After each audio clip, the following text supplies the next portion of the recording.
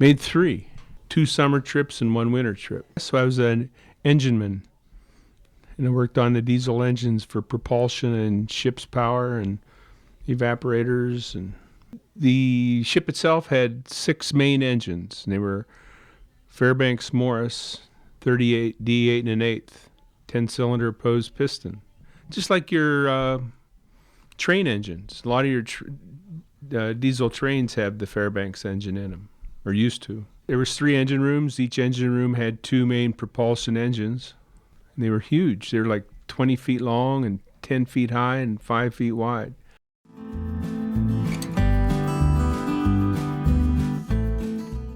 We can break 3 feet continuously, and then once in a while we'd hit a pressure ridge and you'd have to stop and back down and ram it again. Yeah, I always managed to get up and get out up on the bow, and it was just, I enjoyed watching at the bow. You could see porpoise at times.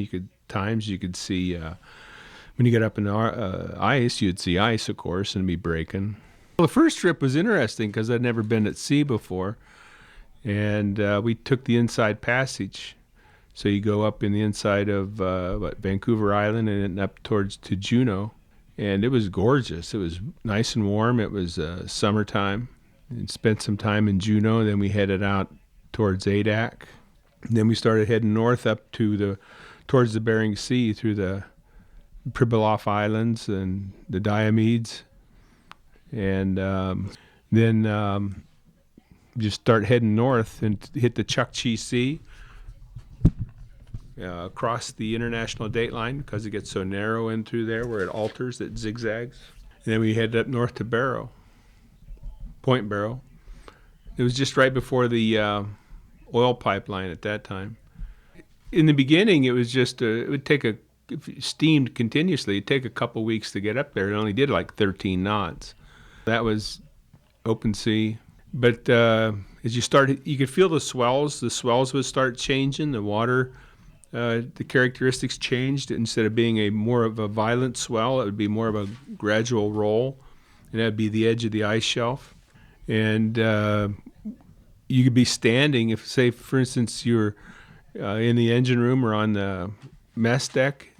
When you start going along and you hit ice, the whole ship would literally move, not violently, but you could feel it moving to the left or right depending on what side was being pushed around. And then finally, when you get into the big stuff, you could just hear the ice itself crushing against the hull. And the hull was 1 5/8 boilerplate. And then occasionally you just keep going, and then the thickness of the ice gets to a point to where it just stops you. If you don't have anywhere to push the ice, it even made it harder. So sometimes you'd stop and you'd back down and you'd hit it again, and you'd back down and you'd hit it again. You get used to it. Well, I was in engineering, so we were housed above the screws. So you'd hear the screws going. It was a typical rotation. You'd hear it just going thump, thump, thump, thump, thump, thump, thump, thump. You've heard it. And when that cadence changes, you know something's going on. You'd usually wake up from that. When you think about it, and we would talk about it, the engineers would talk to you if we got stuck. There was my last trip, we did get stuck. We were stuck for 2 weeks, couldn't go anywhere.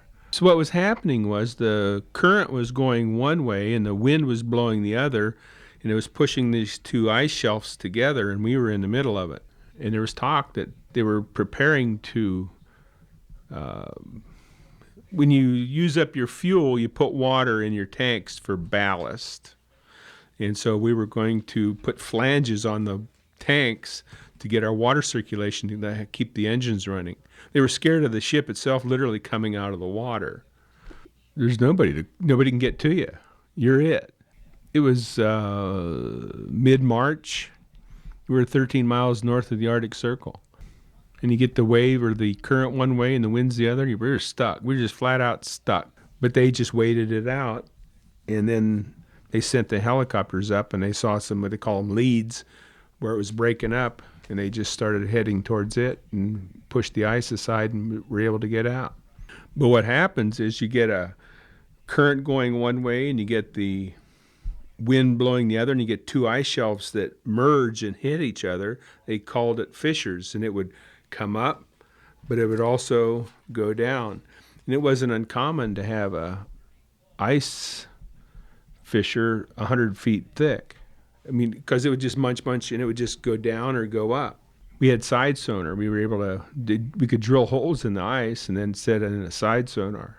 Yeah, it's they just drop it down, and it just, as it dropping it down, it just, the sonar goes out. We had University of Washington oceanographers with us. Nothing else up there, and we were just doing oceanography work at the time. Majority of the missions up north were for oceanography, water clarity, pollution.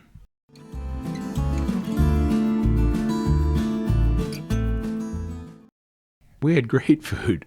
We ate better than the officers. I was enlisted. We had a handful of cooks, stewards, and open galley. They started off with breakfast, whatever you wanted, they would have for you. Powdered eggs, because we were out for 6 months at a time. And when you're up north, there's nobody to deliver you foodstuffs. Milk would go to evaporated milk. That's when I started drinking coffee. We always had steak. Really? Yeah. A lot of roast beef, pot roast, a lot of potatoes. Then they would go to instant type. We had a cook by the name of Cephas Jenkins, and that man made the best cakes and the best bread in the world. Midnight, you'd be going on watch, and he'd be in there baking, and you could smell that bread. Oh, it was incredible. Yeah, your senses totally change when you get back. Nothing to base it on, so to speak. We were always stationed at the end of Pier 91 in Seattle, and we'd walk into town. And you'd notice things like after being at sea for 6 months, the way the ship would roll, just walking down the dock, it was steady, but you'd be going back and forth because you've been used to moving all the time. It took a while to get used to. It was a hamburger joint, Roy Rogers. It was a sandwich outfit, and you could smell them when they were cooking in the grill, and you could just. I mean, we had great smells on board, but that was a unique smell because we hadn't smelled it in 6 months.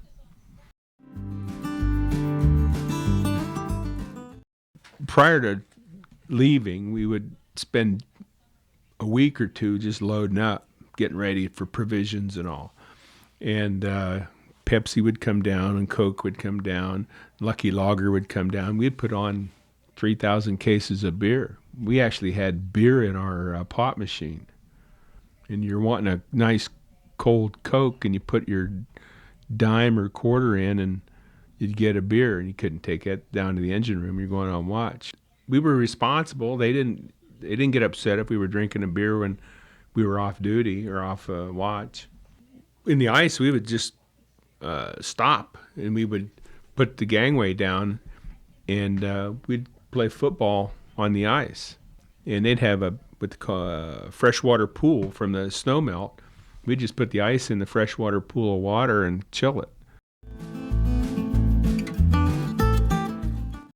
Well, in the west end of your Alaska, you didn't have icebergs, so to speak. Those were coming off the shelf up at Greenland. But on the west side, going up to Point Barrow, the ice was fairly thin. But if you go up to the bridge wing, you could see 17 miles straight out in the curvature of the earth. And in probably 5 minutes, you'd see more snow and ice than you'd ever see in half the country's lifetime. Oh, yeah, you lived in the Northern Lights, especially on a winter trip. Days would be almost non-existent, but in the summertime, the days would be opposite. Never did get dark, it got dusk.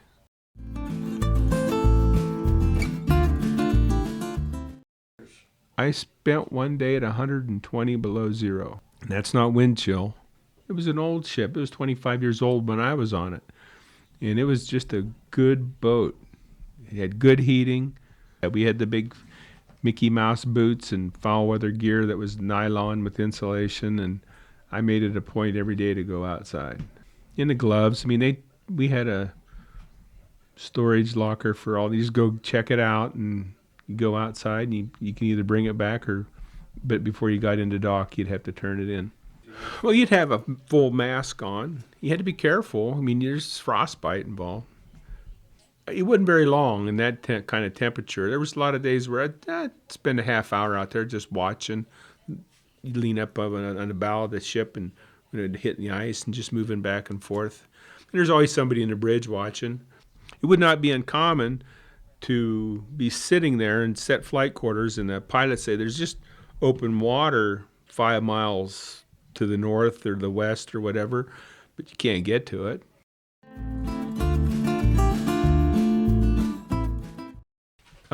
Every week they would change, but it'd be 4 hours on, 8 hours off. When we're underway, 4 hours on, 8 off. And then if somebody got hurt or sick, it would go to 6 and 12.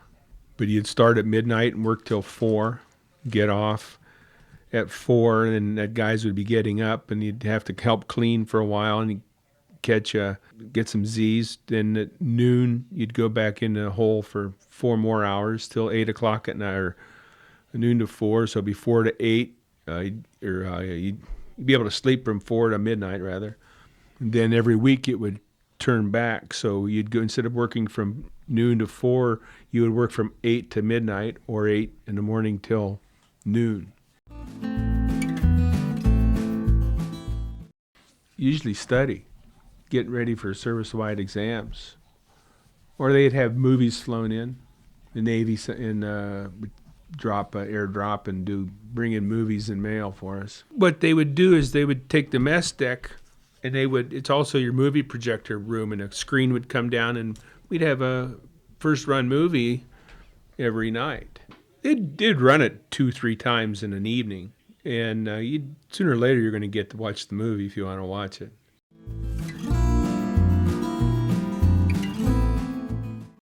Oh, we would see walrus, seals. In the summertime above Point Barrow, and you'd see birds, wildlife. They would be doing the depth soundings. They had a crane that come out, and they would drop bottles that would open up at various depths. I was always watching them. It was interesting.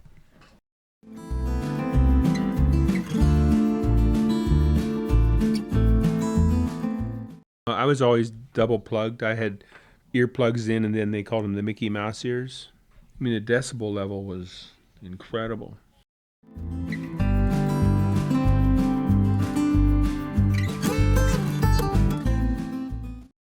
So you get underway and you get out into a big storm.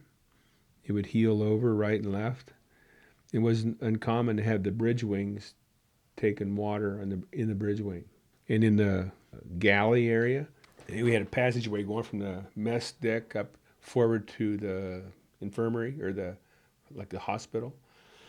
So the floor would be painted deck gray, and the sides were a lighter gray, except 2 feet up it would be painted deck gray, because when the boat would roll over, you'd end up walking on the sides of the bulkhead.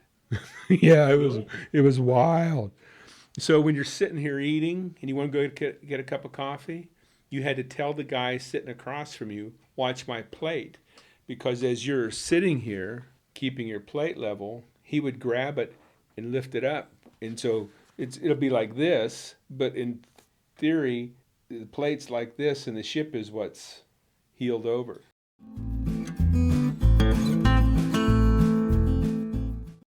I'm still in contact with some of the guys. They were a great bunch of folks. Man, it was a doggone good boat.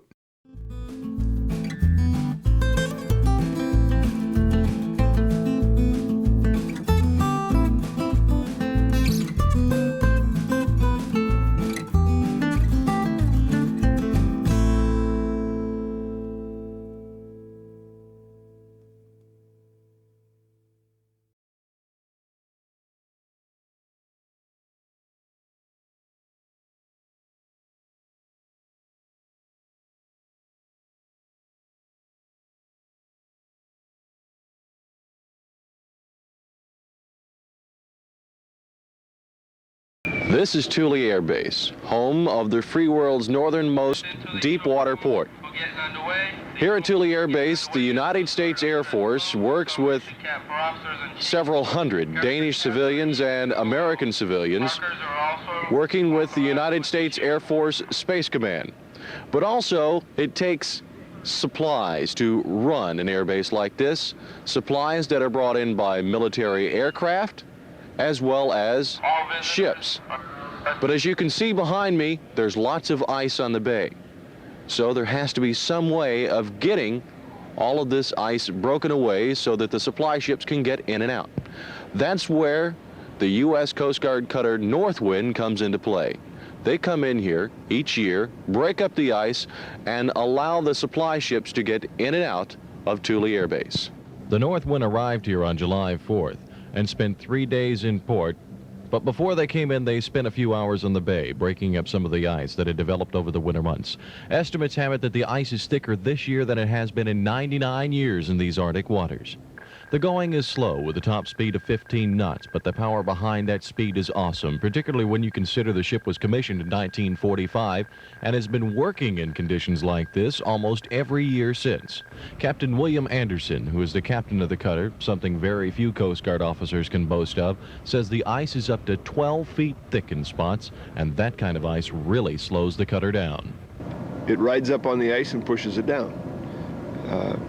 There are certainly limits to what we can do, and they're very real limits. And there's lots of places around I can't go. For example, we went out here and took a right instead of a left. We wouldn't go very far because the ice gets heavier and tighter as you head up towards Kane Basin.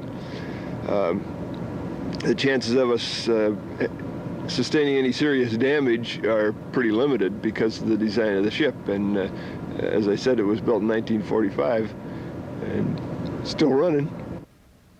When you're out there on the ice, you're in the open, freezing Arctic air, battling high winds and wind chill factors that drops the temperatures to extreme conditions. But still, someone has to stand lookout and watch to help guide the ship to areas she can go through without any problem. Seaman A.J. Edwards has spent his time standing watch.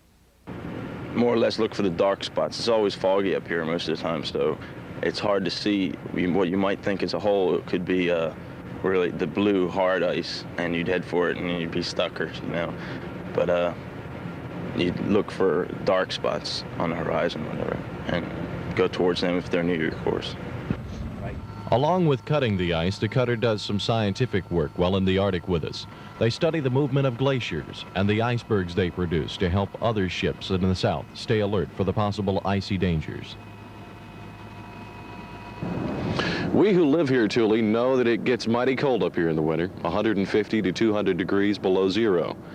We know how thick that ice gets out there. You can drive trucks on it during the winter, and it takes a big breaker like this to come in, break that ice apart so that we can get our supply ships in and get the things that we need to operate the base year-round. So we're happy to see them come in. From Thule Air Base in Greenland, I'm Air Force Sergeant Bedford C. Vickers.